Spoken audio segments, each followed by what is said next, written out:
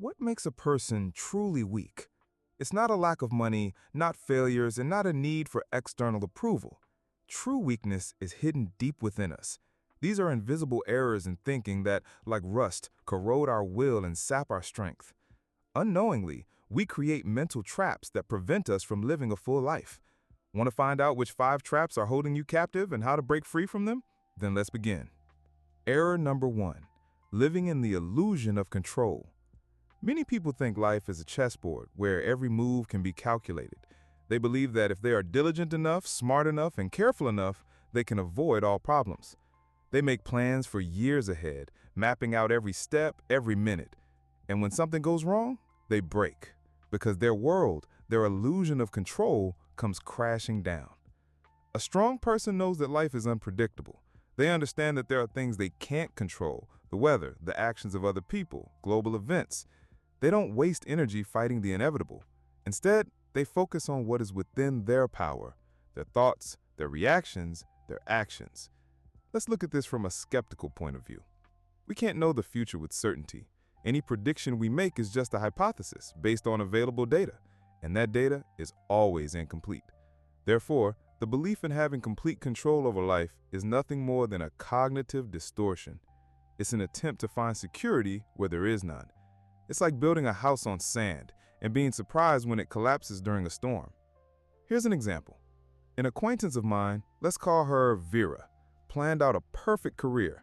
She graduated from a top university, got a job at a prestigious company, and worked 12-hour days. Her plan was simple: department head in 5 years, director in 10. But life intervened. The company underwent a restructuring, and her position was eliminated. Vera was devastated. She couldn't understand how her perfect plan could have failed. She spent months trying to find a similar job, but without success. Her self-confidence was shattered because she believed that success was solely the result of her efforts. Another acquaintance, Dmitry, approached his career differently. He worked just as hard, but always kept in mind that things could change. He developed various skills, networked with people from different fields, and was always ready for new opportunities. When his company faced a crisis, he didn't panic. He used his connections and skills to quickly find a new job in a different, more promising industry. He didn't control the events, but he controlled his reaction to them. He was prepared for uncertainty. To become stronger, you need to let go of the illusion of control. Stop trying to manage every aspect of your life. Focus on being flexible. Accept the fact that you can't know what will happen tomorrow. Learn to adapt. When you embrace uncertainty, you stop being afraid. You start to see opportunities where you once saw only threats. This is what true strength is. Error number 2, living in the past or the future. We are constantly trapped in time. We either dwell on the past, reliving old hurts and mistakes, or we live in the future, endlessly planning and worrying about what hasn't happened yet. We are rarely here and now, in the moment. We miss the present, and this makes us weak. This weakness not only makes us unhappy, but it robs us of our ability to act. When you live in the past, your decisions are based on outdated information. You try to fix what has already happened. And when you live in the future, you are paralyzed by fear. You're afraid to take a step because it might lead to some imaginary scenario. You become a spectator of your own life, not a participant. A strong person understands that the past is just a story, and the future is just a fantasy. The only thing they have is the present moment. They learn from the past, but they don't let it define their present. They make plans for the future, but they don't let worry about it paralyze them. They live in the moment, enjoying every single second. This doesn't mean they are reckless. It means they are pragmatic. They know that the only moment in which they can change something is now. Every action they take, every choice they make, happens in the present. And these actions shape their future. Skepticism teaches us that memory is an unreliable thing. We often recall events not as they actually were, but as we want to see them. We rewrite our history to fit our current emotions. We can remember the past as a golden age to avoid present disappointments, or as an eternal nightmare to justify our inaction. This is just a narrative we create for ourselves. The same goes for the future. We can't know what will happen. All our fears and hopes are just projections of our consciousness, and they have nothing to do with reality. These projections are products of our mind. We create them ourselves and then let them control us. It's like looking at a shadow and believing it's a real monster. Here's a story from life. My colleague, Oleg, couldn't forgive himself for a mistake he made on a past project. He constantly went back to it, replaying in his head how he could have acted differently. He was a talented professional, but his constant self-recriminations made him indecisive and ineffective. He was afraid to make decisions because he was afraid of making another mistake. His past held him captive. He constantly told the same story about his failure, even when no one asked. It became his identity. He was that guy who failed the project. And as long as he lived in that story, he couldn't move forward. He couldn't take on new, challenging tasks because his brain would immediately say, "You've already failed. Why try again?" This internal battle made him weak and exhausted. With his own hands, he built a prison of memories and locked himself inside it. Here's another example. My friend, Lisa, was constantly worried about the future. She thought about what would happen if she got fired, if she didn't find a good partner, if she didn't manage to buy an apartment. Her brain was in a constant state of anxiety. She couldn't enjoy her current life because her thoughts were filled with scenarios that would never happen. She constantly felt drained. She turned down dates because she was afraid they wouldn't lead to anything. She put off buying new clothes because she thought she would soon have to save money. Her anxiety about the future was so strong that she wasn't living in the present. She was giving up joy, opportunities, and experience to prepare for problems that might never exist. Her imagination, which should have been a source of creativity, became a source of her weakness. To become stronger, you need to learn to be here and now. This is not just a beautiful phrase, it is a skill that can be trained. Meditation, mindfulness, and simple breathing exercises are not esoteric. They are scientifically proven methods that help you return to the present moment. When you walk down the street, notice the trees, feel the wind. When you eat, notice the taste of the food. When you talk to someone, listen to them without thinking about what you will say next. This is called mindfulness, and it teaches your brain to focus on one thing, not 10 things at once. It helps you separate real facts from your fantasies about the past or the future. You can start small. In the morning, when you drink coffee, don't sit on your phone. Just feel the warmth of the mug. Breathe in the aroma. Taste it. When you're on the subway, look up from your screen and just watch the people. Notice how they move, what they are wearing. This may seem silly, but it trains your brain to be here and now. With each passing day, you will feel more and more rooted in the present moment, and your anxiety about the past and future will weaken. Understand that the only power you have is the power of the present. You can't change the past, but you can learn from it. You can't control the future, but you can shape it with your actions here and now. Live in the moment, and you will see how much power it holds. It will manifest in your decisiveness, in your ability to enjoy the little things, in your confidence that you can handle any situation, because you will be reacting to what is happening, not to what has already happened or hasn't happened yet. Error number 3, seeking approval from others. Many of us were taught from childhood to be good, good children, good students, good colleagues. We are afraid to say no, afraid to offend, afraid to seem selfish. We try to please everyone around us, sacrificing our own desires and interests.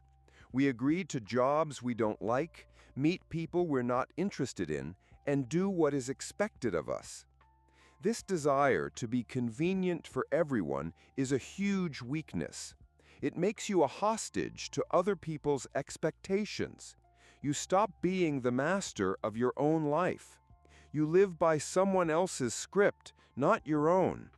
As a result, you lose yourself. You stop understanding what you really want, what's important to you, and what isn't. Your energy goes into maintaining other people's illusions about you. Skepticism teaches us to question authority. And the most important authority we must question is other people's opinions of us. We can't know what people really think. Their words might be insincere. Their praise might be a manipulation. Their criticism might just be a projection of their own problems. And even if they are sincere, their opinion is based on their own values and experiences, not yours. An example from my life. My friend, let's call him Denise, was always the life of the party. He never said no to anyone. They asked him to help with a move, and he agreed, even if he was sick. They asked him to work on the weekend, and he agreed, even if he had other plans. Everyone considered him a wonderful guy, but he himself felt empty. He wasn't living his own life, but the lives of other people. At one point, he just burned out. He lost interest in everything, stopped talking to his friends, and became depressed. To become strong, you need to learn to say no. This doesn't mean you have to become selfish and ignore everyone around you. It means you have to learn to prioritize. Your desires, your interests, your time, these are the most valuable things you have. If you constantly give them away to others, you'll have nothing left. Self-respect is the foundation, and you won't be able to respect yourself if you constantly betray your interests. Start small. Say no to something you don't want to do. Turn down an invitation to a boring party. Say you're busy if someone calls with an inconvenient request. You will see how much time and energy you get back. And most importantly, you will feel your strength returning. You will become the master of your own life again. Error number 4. Constantly comparing yourself to others. In the age of social media, this has become a real plague. We see perfect bodies, perfect travels, and perfect lives on Instagram, and we start to compare. We compare our salary to a friend's salary, our relationships to those of acquaintances, our success to that of celebrities. We look at other people's success and feel worthless. We see other people's victories and fail to notice our own. This endless race turns into a vicious cycle. You try to reach someone else's level, you reach it, but then you immediately find a new, even higher bar, and so on indefinitely. This race has no finish line because you will always find someone you think is better than you. Comparison is the thief of joy. It doesn't let you enjoy what you have. It creates the illusion that you are always losing, and it makes you weak. You start to doubt yourself, your abilities, your decisions. Your self-esteem plummets, and envy gnaws at you from the inside. Envy is not just an unpleasant feeling. It is a destructive emotion that takes away your energy and prevents you from focusing on your own growth. It makes you want other people's achievements instead of building your own. You stop appreciating your own journey because it's not as bright and fast as others. Skepticism teaches us to be critical of information, especially what we see on social media. We must understand that what we see is not reality. It's a carefully edited, filtered, and polished image. Behind every perfect photo are dozens of failed attempts, and behind every successful project are years of hard work and sleepless nights. You are comparing your everyday life to someone else's public facade. This is an unfair comparison. Think about it. No one posts their failures, their doubts, their financial struggles. We only see the tip of the iceberg, and we draw conclusions about a person's entire life based on that small part. It's like judging a book by its cover. It's illogical and irrational. Imagine a situation. You worked hard on a project, and you finally finished it. You were proud of yourself. You feel a sense of satisfaction. You see the result of your labor. But then you go on social media and see that your classmate launched a startup that has already attracted millions in investment. And that's it. Your joy disappears. You start to think your project is trivial. You devalue your own work. Your pride turns into envy, and your sense of accomplishment turns into a feeling of inadequacy. At that moment, you stop being strong because you are handing over control of your emotions to another person. You are allowing someone else's success to define your value. To overcome this weakness, you need to understand a simple truth. You are comparing someone else's cover to your own essence. You only see what people want to show you. You don't see their sleepless nights, their failures, their inner struggles. You only see the result. And that result is often just the tip of the iceberg. Your path is unique. You have your own talents, your own circumstances, your own opportunities. You cannot compare yourself to another person because you started from different positions and are walking down different roads. It's like comparing a marathon runner to a sprinter.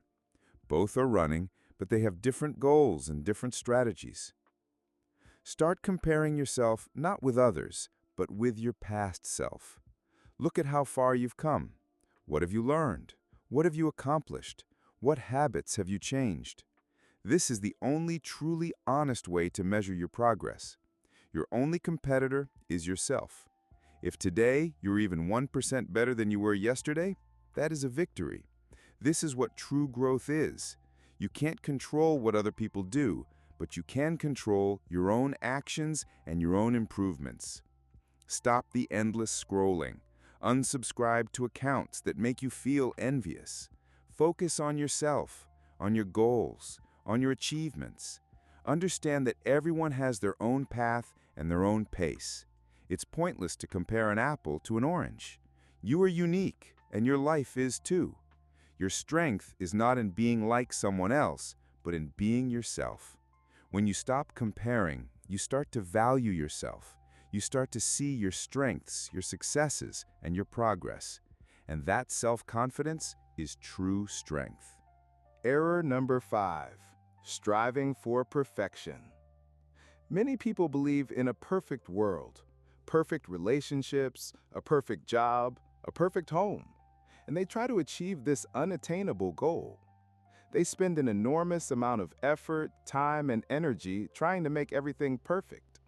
The result is always the same: disappointment. Perfectionism is a mask that hides fear, the fear of not being good enough, the fear of criticism, the fear of failure. Perfectionists endlessly postpone starting something because they're afraid the result won't be perfect. They spend hours on insignificant details instead of doing something important. They get stuck in a cycle of endless improvements and never finish anything.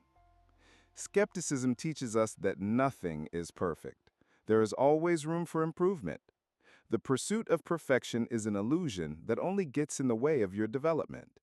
You will never achieve an ideal because it doesn't exist. You can only move toward it.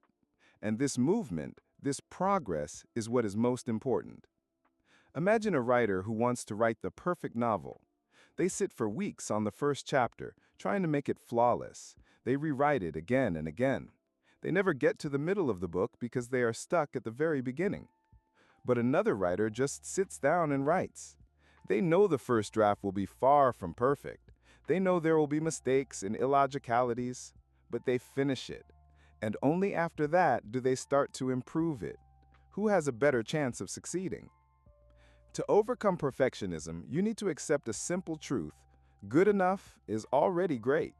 You don't need to strive for the ideal. You need to strive for progress. You don't need to be afraid of mistakes. You need to be afraid of inaction. Do something even if it's not perfect. Start small. Launch your project even if it's not 100% ready. Write an article even if it's not perfect. Take the first step even if it's uncertain. The main thing is to start moving, and in the process, you can improve everything. Understand that the world isn't perfect, and people aren't perfect, and your achievements won't be perfect either. And that's okay. The main thing is your desire to grow and develop. The main thing is your progress. Don't waste your energy chasing a phantom. Direct it toward real actions, and you will see yourself become stronger. Strength is not about controlling everything, being perfect, or getting external approval. It is about awareness, flexibility, and self-respect. It's not something you get, it's something you develop. It's not a final destination, but a constant journey. We all make these mistakes because that's how we were taught. That's how our world works. From childhood, we are taught to strive for an ideal, to compare ourselves to others, and to fear failure. But these lessons make us weak. They keep us trapped.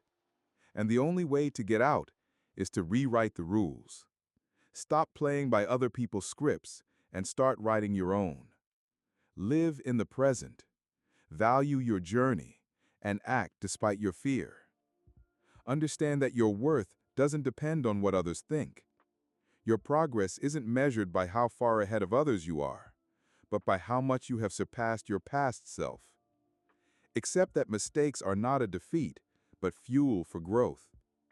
Every setback is not the end of the world, but simply a signal that you need to change your course. And most importantly, start listening to yourself. Your body, your desires, your instincts. They are smarter than you think. They are guiding you on your own unique path. And this is just the beginning. Realizing these mistakes is the first, most important step. But the real work begins when you start to put this knowledge into practice. When you consciously refuse to compare, even if you really want to. When you say no, even though it's difficult. When you take a step forward, even if you're afraid. And it's in these small daily battles that true strength is born. It doesn't come in a single moment. It accumulates. Every conscious action you take makes you a little stronger. Do you want more ideas like these? Do you want to know how to turn theory into practice? How to stop thinking and start doing? If so, please like this video as it helps me understand what topics you're interested in and motivates me to create more content like this. Share in the comments which of these mistakes you encounter most often and what you're already doing to overcome it. Your experience can help others. And of course, subscribe to the channel to learn how to become even stronger. See you in the next video.